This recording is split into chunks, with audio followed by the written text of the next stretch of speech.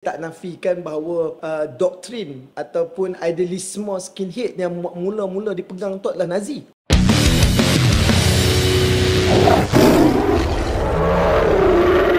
Peri pentingnya UMNO tu sebagai tunjang pada orang Melayu. Akhirnya Tuan Dr. Mahathir menubuhkan bersatu. Kita pun daftar bersatu dengan nombor keahlian 0000-141. Oh. Yang tarik you betul-betul untuk bersatu? Awal-awal lah. Saya Sadiq. Daripada awal. Yang tak sendiri. Okey. Cap ni daripada dulu saya kenal ialah agak kontradik sebab menyertai pertubuhan macam GPMS, aktivis UMNO. Tetapi terpengaruh dengan subculture skinhead. Sehinggalah dia jadi YB pun masih lagi pakai kasut Doc Mike, kepala botak. Ni baru ni je ada rambut ni.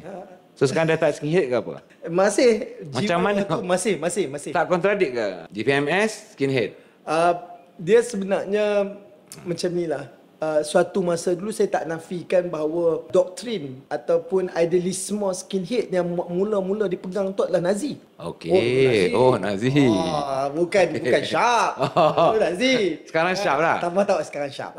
Okey. Walaupun duduk dalam parti Melayu, tapi kita lebih tengok global view sekarang. Menjadi seorang pemimpin lah, saya rasa kena tengok banyak aspek secara holistik. Sebab tambah kita duduk dalam sebuah negara, biarpun memelihara tunjang perjuangan orang Melayu tu, tetapi meninjau juga kepentingan untuk kita menjaga dan menaungi kaum-kaum lain. Itu penting. Tapi balik pada skinhead ni, zaman dulu ni duduk kat Kedah pula. Orang Kedah kan, belah-belah utara. Ada skinhead Kedah?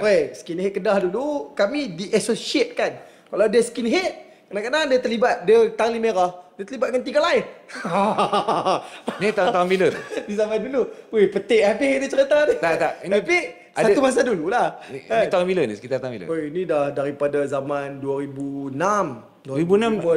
Kalau skinhead, saya kenal skinhead pada sekolah rendah lagi lah. Sekolah menengah. 2001, 2002. Abang sepupu saya, kami panggil Alung. Kalau dia tengok ni barangkali dia gelak lah. Dia lah yang banyak bagi pengaruh dulu, bawa balik skin Bible lah apa semua kita duk baca kan.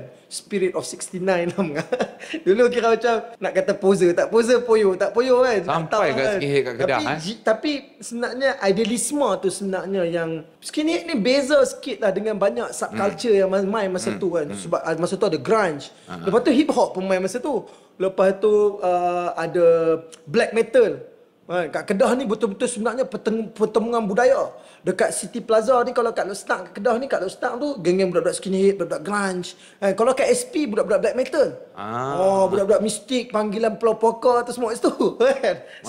Maksudnya sana. Tiger Show ni beruntung lah. Kalau beberapa minggu yang lalu kita ada seorang hip hop. Ini kita ada skinhead.